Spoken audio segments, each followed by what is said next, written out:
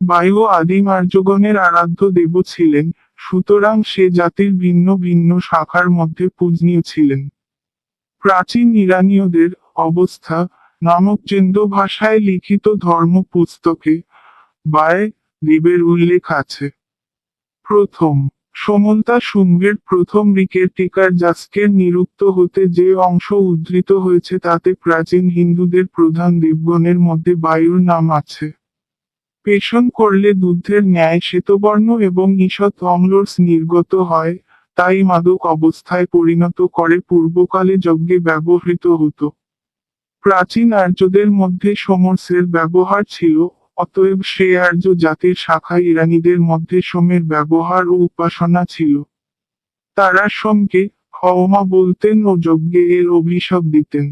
বোধ হয় ইরানীয় আর্যগণ সমরস স্বাভাবিক অবস্থায় ব্যবহার করতেন এবং হিন্দু আর্যগণ সমরস মাদক অবস্থায় পান করতে ভালোবাসতেন এবং ওই দুই আর্যজাতির বিবাদের এটি একটি কারণ। ভারতবর্ষের নদীর জল, ভূমির উর্বরতা, ধান ও খাদ্যদ্রব্য, মানুষের সুখ জীবন সমস্তই বৃষ্টির উপর নির্ভর করে, অতএব বৃষ্টিদাতা আকাশদেব এলে গৌরব অধিক। তার নাম জাস্ক হতে উদ্ধৃত সূত্রে আছে, এবং তার সম্বন্ধে যত আছে, অন্য কোন দেব সম্বন্ধে তত নেই।